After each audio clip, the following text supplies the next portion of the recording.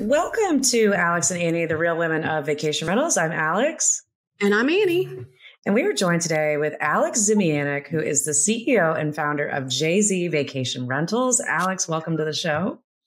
Thank you so much. I'm so happy to be here. I'm truly honored, honestly, with the guests that you've had on this show. I'm very humbled and honored to be here. So thanks for inviting me.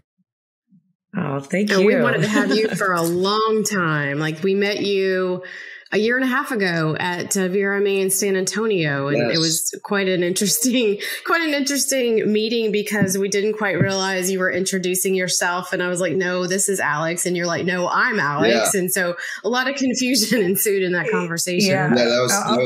That's something we'll never let go, because it was like, you're sitting there like, Alex, you're like, yeah, no, Alex. Yeah, Alex. Yes, nice to meet you. You're like, Alex, I know, it's nice to meet you. Yeah. And the best part was after we realized, okay, we both have the same name, we went over to the side and we started talking about what all three of us do. And as you were explaining what JZ Vacation Rentals is, you're like, well, we're a property management company, but we're kind of like a hybrid OTA. And I was like, okay, this is now getting even weirder, because at this time I was with Condo World, and I said, that's interesting because we are too. I said, so you book reservations for other people's properties? And you said, yep. And I said, oh my gosh, wow, we've got a lot to talk about. So we talked for probably a good hour at that party and just compared notes, and have stayed in touch ever since. And it's been a lot of fun to learn about you personally and your story and just the growth that you've had as a company and also just as a leader. But before we get started, beyond that brief introduction we've given you, can you tell our audience a little bit more about you? Yeah, thank you so much. So again, I'm Alex Zemianek, and I'm the CEO of the JZ brand, which is basically made up of two companies and a nonprofit. I've been in the industry since 2014-ish for the short-term rental side. I've been in real estate investing since 2008. I actually started in the crash, which was kind of a lucky timing to start. It played out in my favor. I got into the real estate development market first.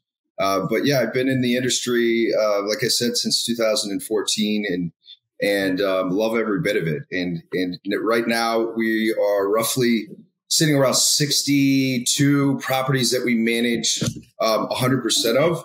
Then on our site, as you kind of briefly alluded to, that we have 400 properties, 9 states, and Cabo San Lucas on our site that we market for. Wow. So you've grown a lot since we first met you. I feel like you didn't have quite that many, right? Yeah.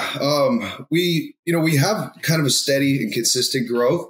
And my goal has always been on the branding and like Alex said, is more focused on the quality over quantity, which comes with its sacrifices. And there's many times that I've questioned that along the years, if that was the right way to go. But yeah, we do have a steady growth, and we only accept, I'd say maybe 70 or maybe 30% of the owners and inventory that comes our way. We're really just trying to prioritize that quality, and we're trying to maintain it from day one.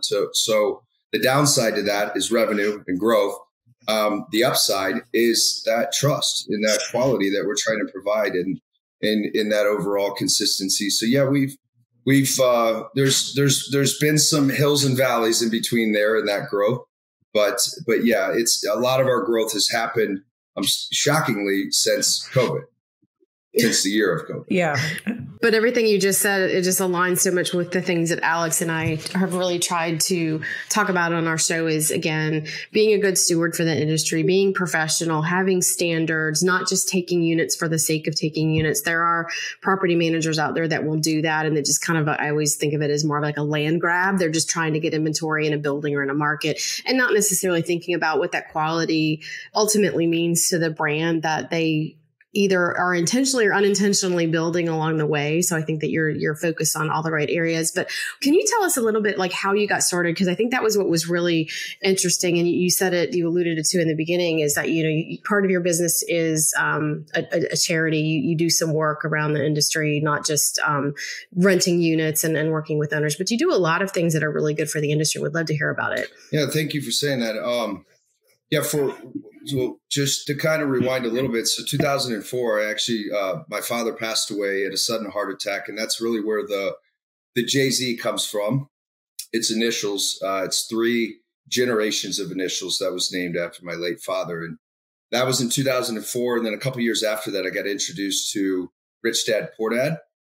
And a lot of people have read that book. I mean, it's a phenomenal book and just kind of gets you in that mindset for financial, that money is actually meant to work for you. We're not supposed to be grinding away for money and slaving away at a 9 to 5. And, that I wasn't much of a reader then. And I think I read that book in a few days, and it just captivated my focus on just wanting to stay in REI. And that became immediately my goal, was to get into the real estate investment side. And at the time I was still working for AT&T, and I was climbing the corporate ladder. And before I left, I was regional manager for them. And that's about when I was getting into a little bit more of the rental model. We started out, as I mentioned, in 2008, we bought our first 2-family. And I moved into the lower level, rented out the upstairs unit, and then just kind of slowly fixed it up in time. I was not very handy in the beginning. I didn't know how to do much stuff. So I was learning on the fly, lots of mistakes. And I had a 1-man crew, and we just kept that moving, where I bought a 4-family, moved out of the 2-family, moved into a 4-family.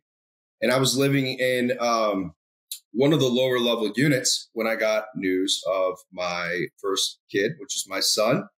So that was about 9 years ago, because he's 8. So 9 years ago, I got news of my son. And instead of trying to bring him home to this area that was great, it was trendy, but not really great for a newborn son. And so we had an extra set of furniture, and I left my furniture at the unit that we were currently staying in, went to another home where we brought him home to, and tried it out. I was actually first attempting to rent out the unit just furnished, just try to go after what we now call like the midterm model, or furnished, long-term. And there was in a college area. And so it made sense, but it was crickets. And it was around this time, and it's cold here. So it wasn't, it wasn't the best demand at that time. But I'm talking to a friend of mine who's also been in real estate, and he's from the East Coast, and he's from Miami, and he was telling me about Airbnb. And this was 9 years ago, 8-9 years ago. And I looked at him like he's crazy, because it's cold. It's not Miami. It's not a destination, typically not a destination city. In St. Louis is where we're based out of. But we tried it out, and sure enough, it doubled the rent of the other units that were in the building that were being traditionally rented. And so then we kept that process going, and ended up leaving the furniture at the second home and went to a third, and so on and so forth. And because we were a construction company and a development company, we were able to kind of create the standard, because we were remodeling the homes. And we're still learning what the quality standard is today. Like, it never changes, right? Like there's always going to be something new that guests are desiring in a home. But when it came to like the actual construction design and making sure that the home was brand new, that part we had down. We just had to learn the rest along the way. So we went up to our first 5 properties we owned and managed. And it made it a lot easier, because then we're fumbling through it. We're learning software and PMS systems, learning what all of that stuff is. And that all happened around 2017 is when we actually officially launched Jay-Z Vacation Rentals. So Jay-Z Properties is my parent company that was really mainly construction. And then in 2017, we launched Jay-Z Vacation Rentals. And my best contract at the time, I offered a profit share opportunity to partner with me so we could continue doing both models. I knew that there was no way that I was going to be able to continue construction and development and try to kick off this new marketing and property management venture on the side. I knew it was going to take a lot more of my time. So I offered a partnership, and that worked out well for a year. Later on, it didn't. Ended up having some rough years, and we caught some stealing from a former partner, lost about 6 figures, and it kind of took a very big blow to us around 2018. We'll be back in a minute after a word from our premier brand sponsor, Wheelhouse, the ultimate revenue driving machine. Yeah, I use Wheelhouse and I love Wheelhouse. I feel like it's like a Mac version of pricing, right? You can just kind of dive in and start pushing a bunch of stuff. You're not going to break anything, but you can kind of just learn it. And then they have so many great tutorials. And luckily for me, their customer service has been amazing also, which is really important to me. So if I have a question, I can actually get somebody to respond. That's John Hildebrand, owner of Hildy Homes. John opened his business in 2019 and manages a small portfolio of luxury homes in Scottsdale, Arizona, where he prides himself on being able to create a truly five-star guest experience. We asked John what it was like trying to figure out a pricing strategy as a newcomer to the industry. Well, when I first started, I didn't even know any of that stuff exists. I just was doing it all manually. And I'm like, this is so much work to try to figure out pricing all the time. So I did try Price Labs for a little bit, but for me, it was too PC. It was very complicated. Somebody showed me Wheelhouse and I just kind of dove in and I was like, oh, this is a lot easier. So then I've been using Wheelhouse ever since. There are lots of tools on the market that can help you with pricing and revenue management. So we wanted to know, what impact has Wheelhouse had on John's bottom line? We'll find out later in the show. It's all part of Wheelhouse's Spotlight on Exceptional Property Managers. 2018, after losing a lot of liquidity from what had happened, we launched turnkey vacation rentals, a turnkey sales model where we just basically started offering them up for sale, and we were growing our portfolio, but doing it very slowly. And we used to call it our brand standard, which is just kind of sounds bad, so kind of sounds arrogant. And really what we later learned, a better terminology, is just calling it the guest standards. And so we started out as an owner manager and owner operator, and then enlisted our services in 2018 and started growing from there in 2019. We got some great traction. And then 2020, January, February, and March was actually the first quarter that we became profitable. And we were positive. Yeah, I know. Right. Great timing. Great timing. Yeah, great timing. Perfect timing. I was so excited until March. 1 month of profitability. We were doing all so that hard work, all the years. Yeah. Then we from 2020 on, I mean, that's where really kind of starts to take a shift. I mean, I've had a lot of hills and valleys, but this is definitely where it hit everybody. It hit the whole world really, really hard. And for us at this time, we're no longer really doing the construction and the investment and the development side. And that was a very lucrative part of my funding and income that I was living off of while this other business wasn't profitable. And since I'm self-funded, it was becoming really, really challenging not being profitable for that long. And then when we hit 2020, we got that news and it was just wall. We had some remote territories, as you guys know. We had some remote territories, but in St. Louis, our local territories, there was literally nothing. All the reservations were gone. And then in some of our remote areas, such as Colorado Springs, and Lake of the Ozarks, those did really, really well because everybody's trying to escape COVID, and those destination areas did great. But we went through some challenges. We had to very quickly figure out a plan because there is zero revenue rolling in the door. We have more revenue going out because then there's all the cancellations. And then we started having guests that are disputing and a lot of the things that everyone's probably been through. And I started trying to refinance and just do anything I can to inject capital into the business to keep us alive and keep my employees. Really, all I cared about was the employment and just trying to figure out. I knew that we would be okay if we could get to the other side, but we were running out of money very, very fast. It pretty much cleaned me out from a liquidity standpoint after about 60 days of injecting personal capital to keep our payroll going.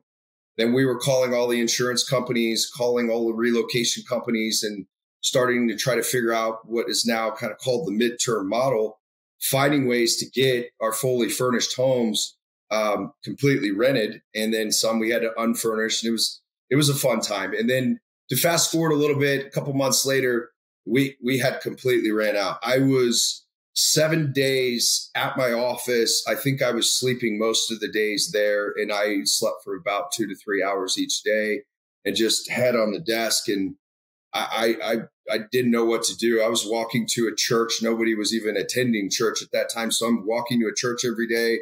I'm on my knees praying, and I am basically reaching that point where I just thought we were done. Like, I didn't know what to do. I was kind of ready to, not really ready to throw in the towel, but I knew I had to have a serious conversation with my team.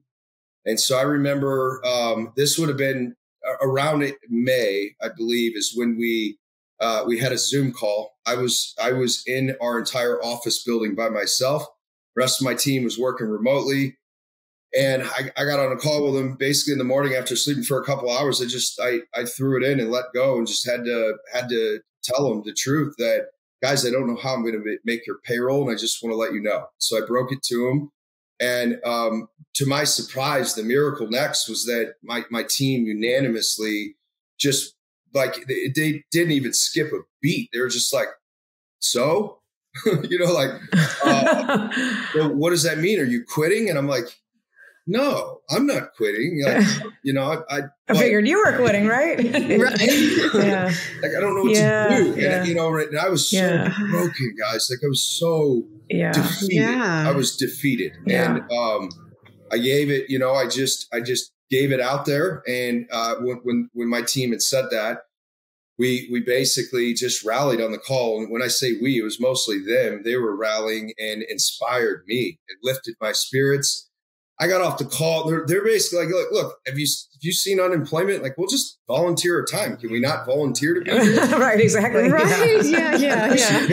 We'll take unemployment, but we're going to still come in if that's okay. Right. I'm kind of confused, wow. So I got off the call. I'm just praying and confused. And later that day, I had been trying every avenue up until that point where I just kind of not quit, but let go of trying to over control the scenario. And I got approved for our first payroll protection program, the PPP, then another, and then SBA, right? And then you fast forward a little bit. And so we sat down with the team the second we actually got that funded. And we made every decision as a team from that point forward of when do we relaunch payroll? What do we do with these? And my team, I still have that very team today. And it's just a very, very well-connected culture where it amazed me that they were willing to do that, and they didn't change any kind of workout. But if anything, it got better. We were all hustling to pick up the pieces that the hurricane pandemic knocked down. So I remember, I've heard this story before, and I think you told it to us the first night that we met you. And I got chills when you started telling it just now, because I remember that same feeling. I'm like, oh my gosh, this guy is so passionate about not only his business, but the people that are part of the business and have helped him get to where he is. But I mean, there's been some serious times there where you were almost going to risk losing both the business and the people. And I'm just curious. I mean, obviously those people are with you now through everything that's happened, but as a leader, how did you get them to that point that when, COVID hit and they were going to have to work for free unemployment, how did you lead them going up to that point that they already had that loyalty to you? I mean, is there anything you can pinpoint as to what you've done to build that culture? I know that's a kind of a loaded question, but you've done such a great job at it. No, thank you. I appreciate that.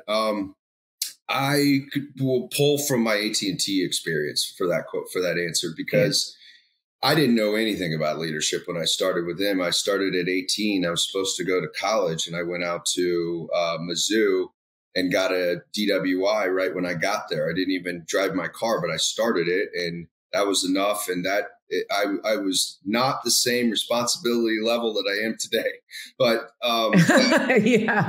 that sent me into. I actually called my dad, and this is part of the tribute to him and why I honor him so much today. I called my dad I called my mom in that moment, let's be honest. And my mom was like, oh my God, you got in trouble. Let's figure out how to help. And she's like, talk to your dad. My dad's like, dude, that sucks. What are you going to do? And I'm like, what do you mean? Yeah. It sucks. Can you help, please? So it was just tough love very early on that he gave me that I didn't understand. And I remember resenting him for many years because I was broke. I mean, I went days without eating in 2000 and I think that was 2002 and 3. And, I had to get a job I had many jobs, but I got a job with AT&T in that corporate career. And I learned very early on that leadership is really a choice. And I started out as a boss. I didn't know what it meant to be a leader. And leadership is really just all of the same things that can attribute to any relationship, which is trust, communication, it's honesty, integrity, and most importantly is authenticity. I think that if you are yourself and you surround yourself with the people that are also authentic, then you're going to have a good bond. And I think what happens in a lot of corporate worlds when companies get so large is they lose touch of that. So you fast forward into my AT&T career, I was offered a position in 2008 to travel to Ohio to basically go improve or fix a culture was how it was presented. I don't know. You can't like wave a wand to do that, but I originally turned that down. And I remember when I presented that to the owner, they asked why. And I had a lot of different reasons. They sweetened the pot, and I couldn't say no when they kept throwing things at me, but I knew I wanted to start real estate and all these other things. But I had studied it before I went in for this meeting, and I asked the company if they knew what their turnover was in this region that they wanted to send me to. They had no idea, but they were losing 8 people a month, which is 2 a week. And I'm like, so if I go out there and I'm a great recruiter, then I'm going to have to find at least 2 people a week just to keep up with the turnover. Just to keep us going. That's rough numbers right there. Yeah. That's right. Oh my gosh. I said this to him. I said, if you will accept this, I'll do it. I said, you're not allowed to say the word sales. Nobody is. No growth, no revenue, no sales, no performance for 90 days. And they laughed. Yeah. And they're like, wait, you're serious? I'm like, no, I'm dead serious, because if I go out there with a hammer, I'm not going to fix the problem that's out there. No one's going to want to be part of that.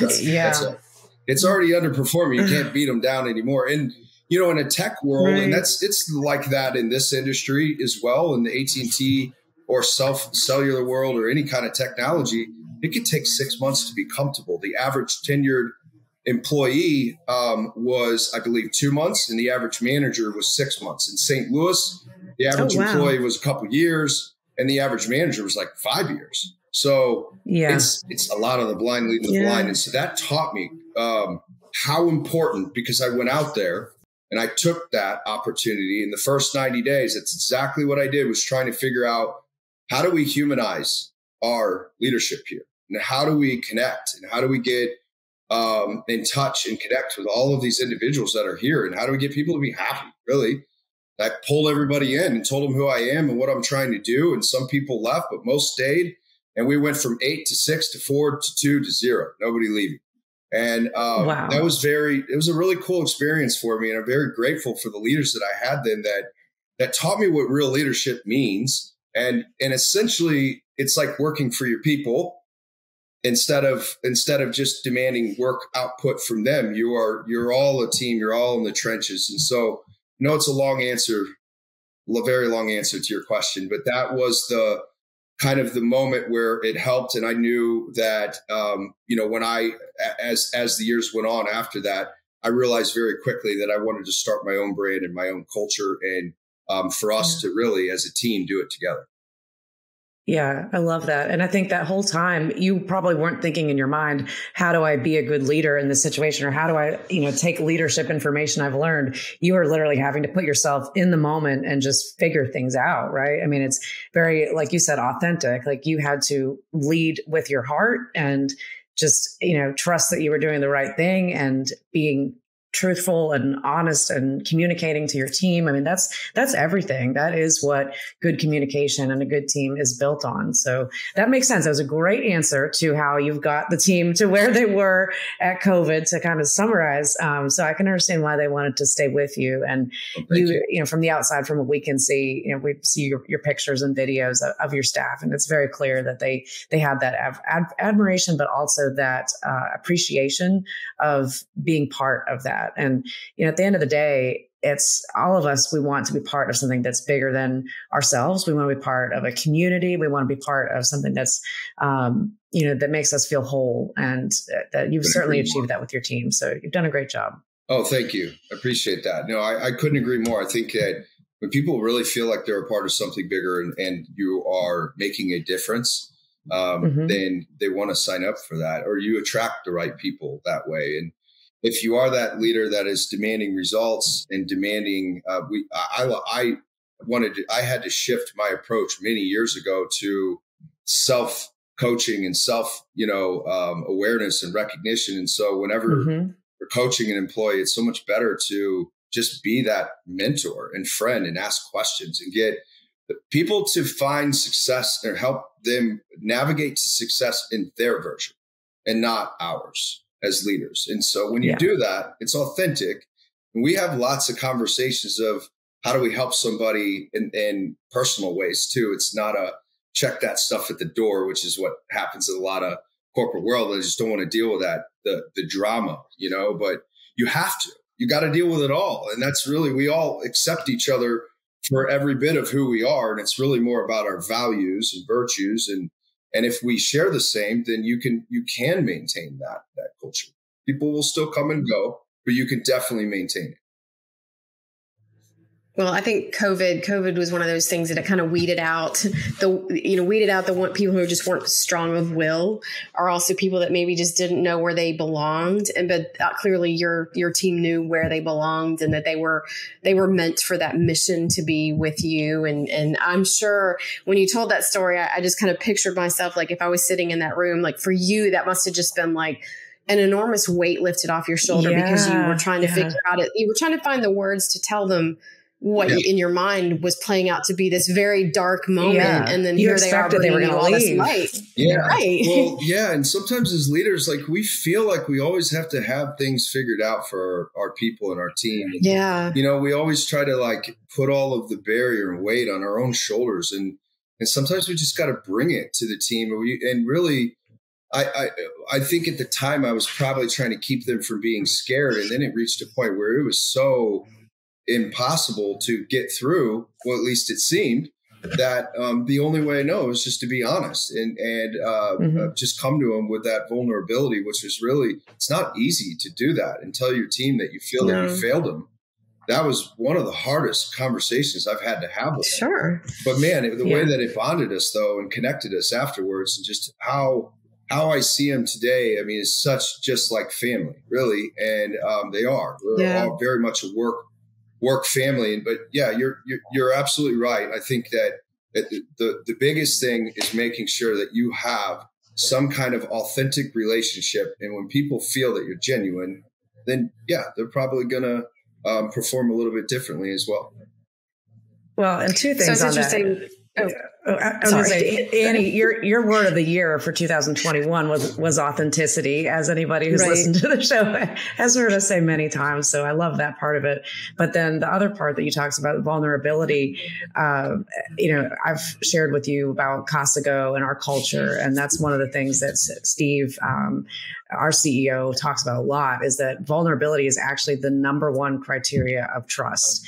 And I remember first time I had seen him speak before going to work for them, he gave a presentation that talked about that. And I thought, gosh, that's so interesting, because in most corporate environments or even non-corporate environments, most of what you see at the top is a lot of egos and, pretending things are a certain way, and scarcity mindset and fear-based, and, information is only given to certain people. And it's like, there's so many mind games that are played at work that I've seen. And it's just, to have the right culture, to have the trust, the vulnerability, the communication, all of that is just, it's very different. So yeah, you're spot on. Yeah. And Steve is a very smart guy from all the interactions that I've had with him.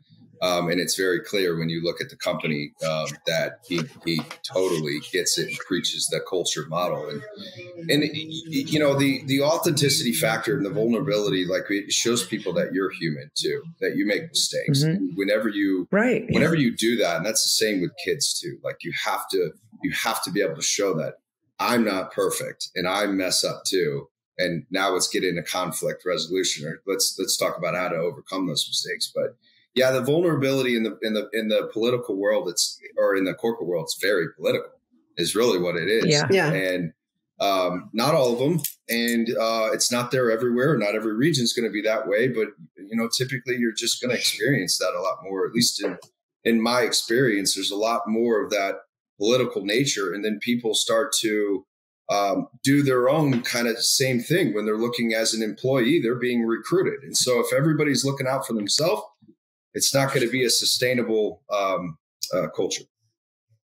Mm-hmm. Yeah. And I think that that's one of the things that over the last few years has been identified as like a key metric for organizations that are successful or deemed successful, is kind of that culture and the authenticity of the leadership. And so what's interesting to me is what you did was you were authentic. And by being authentic, which is my last year's word, you were able to do what my this year's word is, which is inspire. Yeah, and so you were able to connecting the dots. I connected the dots. All those, and that's what I immediately thought of, because I didn't think about, like, for myself, I looked at all the ways that, like, being authentic, it's enabled me to do, and the opportunities that Alex and I have been afforded because we decided to just put ourselves out there, be authentic, be vulnerable. But in the same realm, like, people would come to us and go, like, you're so inspirational as two women doing this, or two women in this industry. Like, so I love what you're doing. And I think that one of the things that when we first met you that really spoke to me is I have a very, I'm an empath. So I'm, like, very much gravitate towards people that kind of wear their heart on their sleeves. And you do that. And you have a charity that you do some work with. And I vaguely remember the conversation about it, but would you tell us a little bit more about that? Because I just, like, that to me, charities and donating your time and yourself and kind of just doing something for the greater good is always just something I find it's inspirational to me. And I know other people will find it so. Well, it feels good. And it feels, it's, so Jay-Z, let me just rewind. So Jay-Z Gives Back is our nonprofit, and really it's evolved a little bit over the years. And most recently in COVID, we had to kind of pause it. But the nonprofit has been basically an education platform. And I wanted to be able to, one of my biggest passions is teaching, is giving back those mistakes, really. There's been a lot of hills and valleys, and I believe that you have those messes to be a message. And, you do have to be vulnerability you do have to have that vulnerability and be vulnerable for other people so they can understand that they're going to go through the same things, but it's okay to do that. And, whenever you are in Jay-Z Gives Back, we started out with doing, whether that was just speaking engagements or hosting monthly events at our corporate office here. We're doing a lot of REI stuff and just anything where we could give back education. A lot of the time it was real estate investing starting out, and just having a platform where people can get information for free and not have to get sold. Like, there's no end game. There's no real catch. There's no pitch. You genuinely want to see people win. And so we've done a lot of, done a lot of REIs and done a lot of hosting. Legislation wise, and I believe this was in 2018 and 19. The city of St. Louis was really, they weren't necessarily cracking down or trying to eliminate or ban short-term rentals, but they were making a lot of moves, whether that's occupancy or the taxation. And there's a lot of different regulations that were being discussed by aldermen. So I got involved very early on. And that's actually how I met Dave. Because we got started out with Noise Aware at one of our properties, because we were trying to help get involved with the neighborhood communities and show them how much we care and how we monitor with tech. And at that time, Dave had that vision for Rent Responsibly. And so we've been a part of that with him. And Jay-Z Gives Back has really just been a platform where people can go to a site and go to our YouTube channel. Most recently in the last year or a couple of years, been a lot in survival mode. So I had to learn, because I would spend way more time on the stuff that I don't make money on, but I knew that I had to get back to doing, getting the business into a comfortable and safe place to where it's putting the oxygen mask on first. And ultimately, that is a passion, is education. And the other thing that I want to do, one other thing to add is that I genuinely feel that education is the best gift you can give and receive as well, because people can steal your money, they can tap into your bank account, but they can't take your knowledge. And I heard that very, very early on when I was listening to an investment speaker. I think it was a Rich Dad, Poor Dad conference that was in town. And he started out, it was a trainer, and he started out putting yachts and all this stuff on the screen, which, I didn't really appreciate that. But he said something that was very valuable that I'll never forget. And at the time I didn't have kids, but he was talking about his daughter. And he said, my number one goal in my life, and it was to make sure that I teach my daughter how to pick a man for his soul, not his wallet, meaning I'm going to teach her how to make her own money so she has the knowledge to do what she wants to do. And that's one thing that stood out to me. I want both my kids, I could care less if they have any part of Jay-Z other than the initials my son has. But for working for Jay-Z, doesn't matter. As long as they're able to go chase whatever that ambition is, I want to give them the education along the way so they could learn from dad's mistakes, whether they listen or not. Yeah. I didn't when I was younger. Whether they listen or not is another thing. But yeah, education has always been something that stuck with me from that moment forward. And I also, I don't know if I've ever shared this with you guys. My team still doesn't believe me when I say this, but I used to not be able to speak in front of 5 people without a panic attack. I remember you telling him. I think you did tell us that. Yeah. And that goes back to the authenticity. Like in the corporate world, I walked around with fake confidence, and you don't really know. I just thought I had a problem. Like I had some anxiety. I had more panic attacks than I could count. And now I love public speaking. I really, really enjoy it. But it took years and things in education and me studying and learning more about it before I could eventually accept it and grow from it. So those are other things that we enjoy talking about, and we're very open about it. Whereas in a lot of organizations, a lot of that stuff can be kind of pushed aside and on the hush. Well, the number one fear of anybody is public speaking. I mean, more so than plane crashes or spiders or anything that could possibly be. Or snakes. Is public speaking. And, Annie and I talk about this all the time, that snakes. I don't think about snakes. I guess maybe I'm afraid of them, but a year ago, 2 years ago, my gosh, I mean, to think that I never would have thought that we would be on a podcast right now, to be honest. But even beyond that, just the stages that we've been on, and I know you feel the same too, that it's like you have to push yourself out of that comfort zone. And that's something that we've really leaned into. And when you do that, that's when you develop that muscle of confidence that, okay, I've done it once, now I can do it again. And it's almost like it's seemingly overnight in a weird way that you look back and you're like, gosh, I was so nervous about something that now I don't feel that way. And I mean, there are some cases where before a speaker go on stage, like you can feel that kind of your blood kind of rising, and like your breathing gets tight. Your breakfast coming up. But not nearly to the extent that it used to. Used to be. Quick story. I had shared this on Facebook, and I think this really connected with a lot of people when it happened, and it definitely hit me. But I was on my way out to Costa University and was on the plane, and this lady came on that she was the last one to board, and she kind of looked like a hot mess, like coming down the way. And the seat next to me, by the way, it wasn't Annie. Annie, gotta leave the bar, we gotta get on the plane. Just kidding. But so this lady comes walking down, and there's one seat next to me, and I'm like, oh God, I wonder if she's sitting next to me. And of course she was. So she's in the window, let her in. Yeah. And she's chatty Kathy, and she says, she's like, I'm sorry. She's like, I feel so bad. I'm like, I don't know. Don't be sorry. Like we weren't, the plane wasn't waiting for you. But she said, I just drank a double Jack and Diet. I am extremely petrified of flying. So immediately I'm like, oh gosh, this is going to be a fun flight. Oh boy. And she says, she was probably in her 50s and, well-to-do looking lady, but she said, I never fly. I'm so afraid of it. And I didn't hold her hand, but I talked to her the whole time as we were, taking off and in the air. And she wasn't freaking out at all. I mean, she was actually more calm than I think she probably even would have thought she would be. And as we started moving along, she said, this actually isn't that bad. And she was asking me, she said, I can't believe that you're not afraid of flying. And she said, why aren't you afraid of flying? I said, I don't know, because I've always done it. And she said, well, what are you afraid of? I said, it used to be public speaking, but then once you do it, you're not afraid of it anymore. Right. And kind of the light bulbs went off in both of our heads that it's like, okay, she felt better.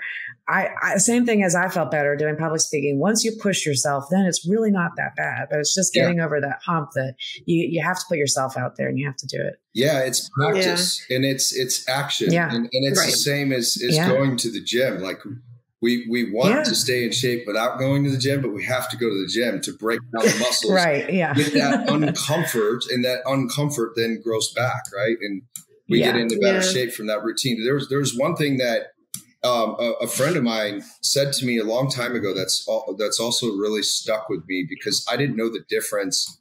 And I, not very credible to give advice on this, but this was one thing that was said is that confidence and self-esteem they are different. Like confidence is the result of action. So like I'm not going, if we have a golf tournament coming up, I'm not going to be confident that I'm going to do well on the golf course because I'm just not good. I've played maybe 8 times in my life and I will have fun because I have good self-esteem now in my life, but I didn't used to. Right. But I will have fun. Yeah. I will go anyways, but I'm not confident that I will do well playing golf. Now, self-esteem was broken down to me like a trust bank account. And so, no one else can make a deposit or a withdrawal into your trust account except you. So trust is also how we see ourselves. How we trust ourselves is really self-esteem, how we see ourselves. And so every time you make a commitment, that could be just a commitment to get on a call. That could be a commitment to go to the gym or a commitment to somebody else. And you fulfill that commitment, you make a deposit. It's an esteemable act. And then every time you don't, you make a withdrawal. And so as long as you make more deposits than withdrawals, then you're going to continue to improve your self-esteem.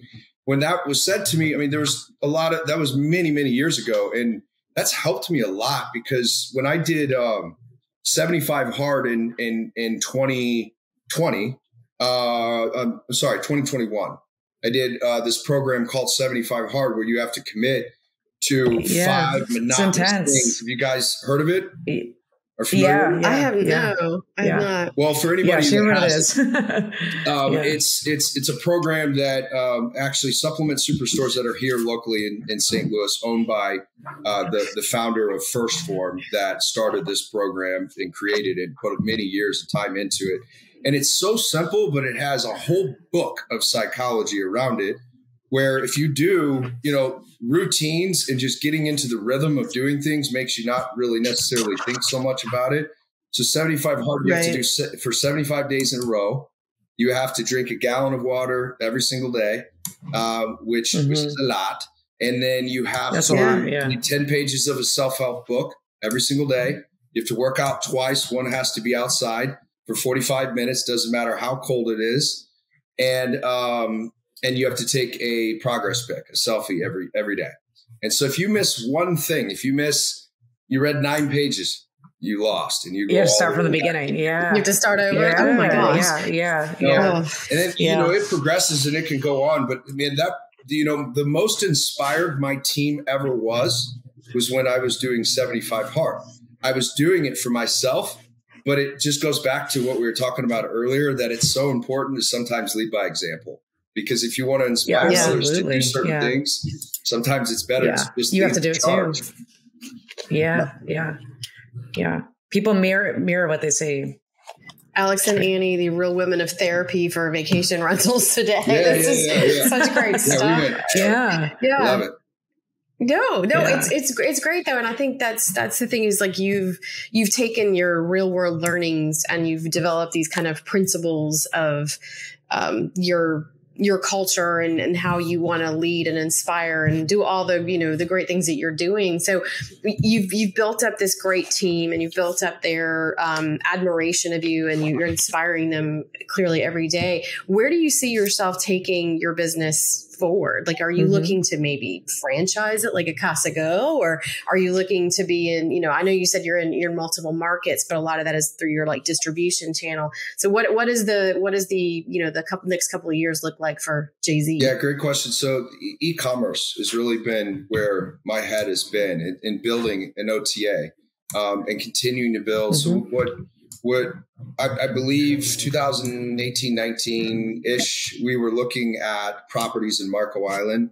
And it was at that point where unless you're really good at filters, narrowing down the super host, the preferred partner, and know how to kind of filter out the properties, it can sometimes be difficult. That was the first moment that I realized that it's hard to find a brand in this industry. I mean, they're out there, and I've learned a lot more by traveling and going to conferences. But when you're a consumer and you're going to stay at a Marriott, and you want to stay at a Marriott in Kansas City or St. Louis or New York or a different country, you kind of know what to expect. And so I saw that personally when I was just shopping as a consumer and trying to find a place and couldn't narrow down 100 that even looked well in that time frame that we were looking at many, many years ago.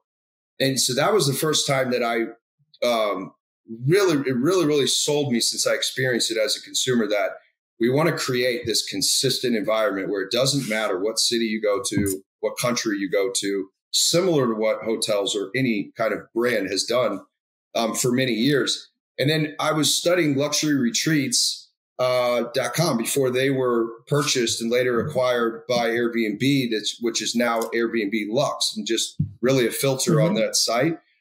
And they that company really inspired me on the consistency. They had a 300-point checklist. We do something very similar, to where even if we're bringing somebody in, we want to make sure that it checks every single box. And it could be as simple as having a toaster or tea kettle, or all of our vendors in home automation, a little bit more complex stuff. And so that has really helped us grow our direct channel bookings now. We're still a smaller company, but we're 35% of our revenue distribution is now through jzvacationrentals.com, whereas Airbnb has diminished down to 10 to 15% at best. Vrbo and a lot of the other channels can kind of make up the difference, with Vrbo being the heavy hitter. So to answer your question, like, growing that OTA presence is definitely one of my big focuses on trying to continue to grow that consistency as an OTA. And then also getting into more of that e-commerce platform where we start to resell everything out of the home. I think you guys had Minoan Experience on, and great company that we recently partnered with, and we love them. Yeah, they're amazing. They're amazing, and it's a great smart concept, because we put so much time into which mattresses and which vendors and which things are going to go in the home, and then we started having guests constantly reaching out and asking us for the SKU. We will get a Zenus mattress that is on Amazon. It's not crazy expensive. And so when we send that to somebody, they're very surprised how affordable it is. And they're, I think, coming into it thinking it's an expensive mattress. So e-commerce is another play for us. We just want to continue to grow that brand presence to where, whether it is now recently in co-working, whether that's for work, midterm rentals, long-term rentals, short-term rentals, we do every bit of that. And it's kind of a one-stop shop for people's needs when they're looking for that quality and willing to pay a little bit more for them. Yeah, I think you are extremely diversified, and that's probably the best way to be in this, uncertain economic climate and not knowing where things are going to go over the next 3 to 5 years. But I think you're set up for great success the way that you have that modeled. And interesting too, because I don't know that, I feel like you're kind of in between the newer style manager, but you're not new, and you're not small, but you're not a legacy that's been around for 20, 30 years. You operate kind of with both mindsets, that you are very entrepreneurship like the newer side is, but you also have very grounding principles like the companies that have been around for a long time and have gotten to that point. Yeah. But I think you're being a little bit more creative than both ends to tie in different segments of the business. So as long as you can do that and be able to be in multiple places at one time, I think you're going to have great success with it. And I think the e-commerce side is super interesting because it hasn't always worked out. Yeah. I've had other entities that started and failed. And I think you have to be very, very careful on not running in too many verticals. So I think it's okay if it's the same highway. You can have different lanes. They've got to be synergistic. Yeah. Right. Yeah. They kind of have to aid each other. And sometimes a lot of it doesn't happen from just generating a great idea. You kind of fall into it.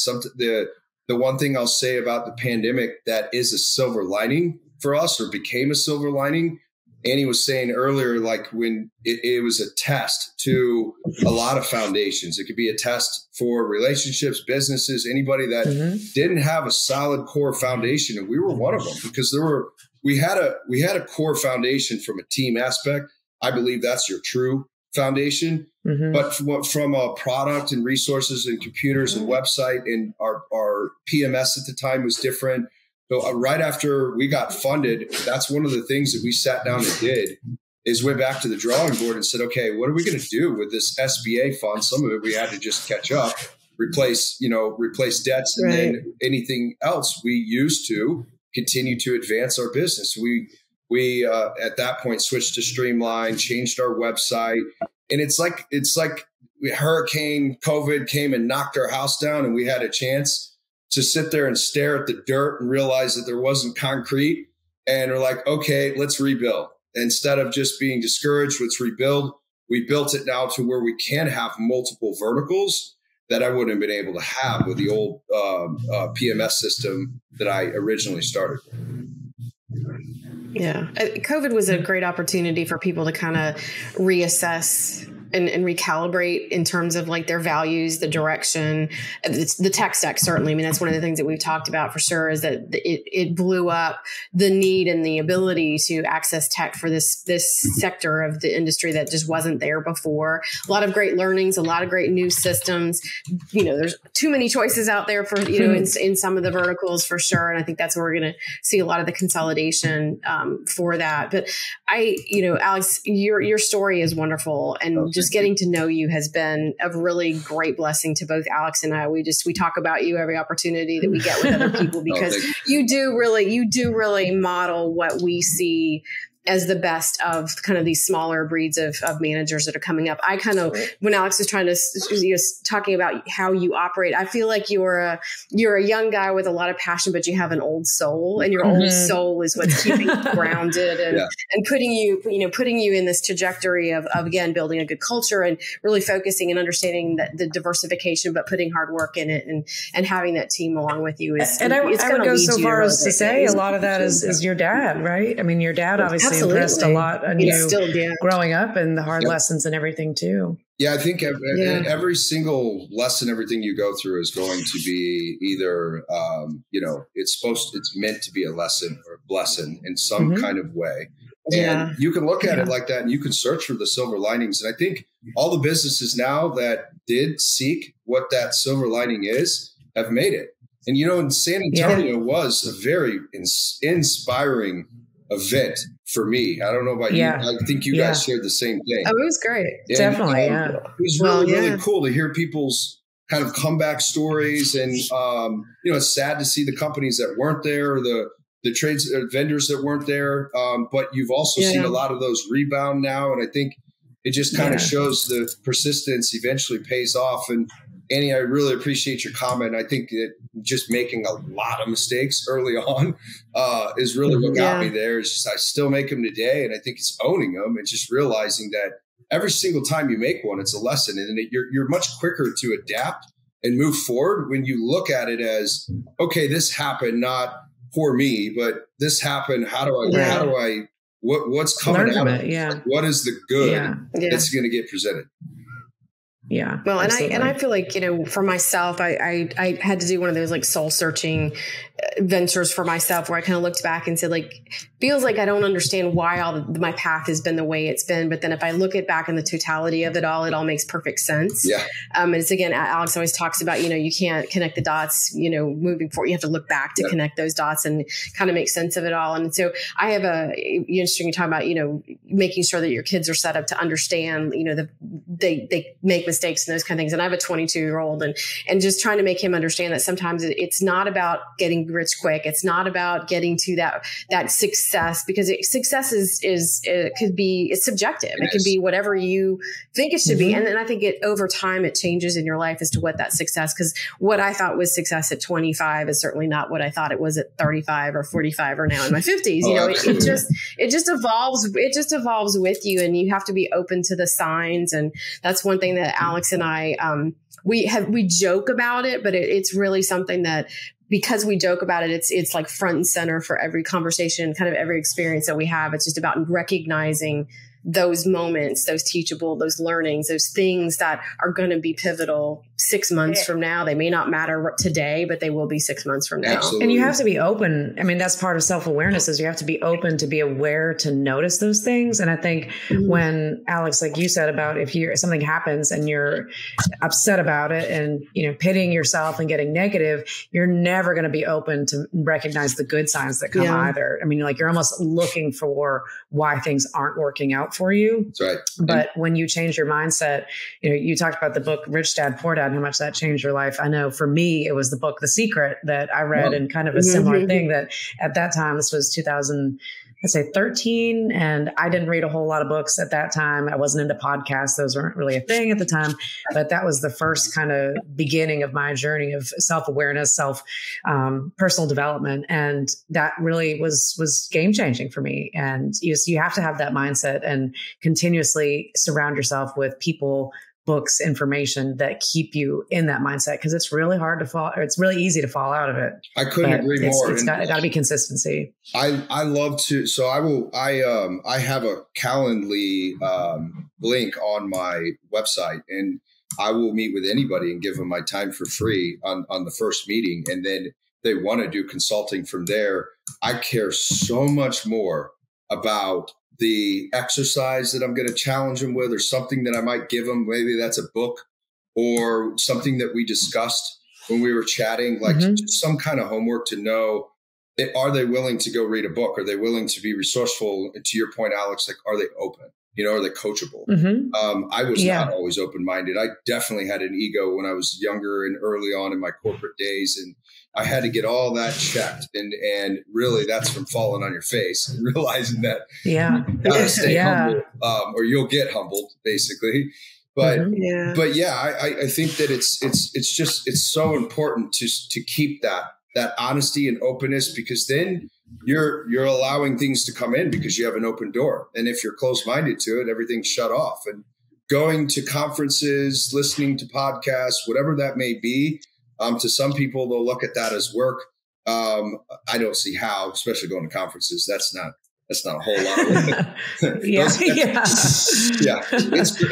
work, but it's a lot of fun. Let me take that back. Yeah. But you can't always want to have the idea, is really what it is. And I am not that person that cares. So I don't want to come up with the idea, because that is more work. I would much rather go borrow it from someone else. Or when we were talking about, go find the idea. Go find it. Yeah. That's like Minoan Experience would be a good example of that. We were trying to recreate that on our own site with Amazon affiliate program. And then he came around and I'm like, oh, okay, well, never mind. Why waste all our time and resources when this already exists? Yeah. Oh my gosh. Yeah, such a great point. Well, this has been an incredible journey, just not only as friends, but also today in this episode, and just learning more about your journey and being able to share that with our audience really means a lot to us. And I think there will be a lot of people that listen that got something from this episode. And Absolutely. if that is any of you that are listening, we'd love to hear your comments on this, because I think this was great. But Alex, thank you. We are excited to continue the conversation, and hopefully we'll get to pick up later on this year and see where your journey has taken you. Depending on when this comes out, and I think it will in time, you're going to be at the IMN conference in Miami, the Short-Term Rental Forum, and speaking on a panel. What's that panel about? I believe this one is on data, really talking about occupancy and looking at ADR, how that's shifted, how that's grown, our perspective on it. So I'm excited. There's another one that might be on branding that I'll be in, but for that one, it's more on discussing some of the metrics, because it is kind of the investor geared conference.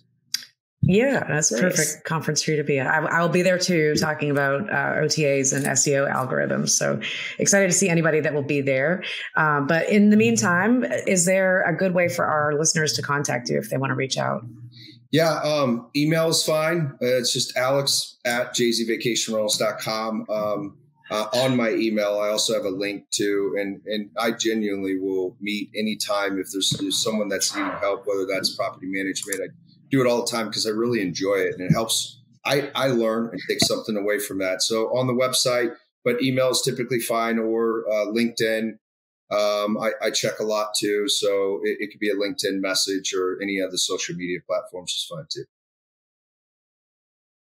Great. Well, thank you so much, Alex. Again, it's been a long time coming. I feel like you were one of the first people we wanted to get on the show, and we just before we even had a podcast. we just because we launched the podcast at Well, thank you, guys. but yeah, so thank you. It's truly thank honor, you. seriously. And it's been a. I followed. I'm a huge fan of both of you guys, and that authenticity word, is really how we define your podcast. So, thanks for having me on, because it's truly an honor to be here. Oh, thank you. We appreciate you. That means a lot.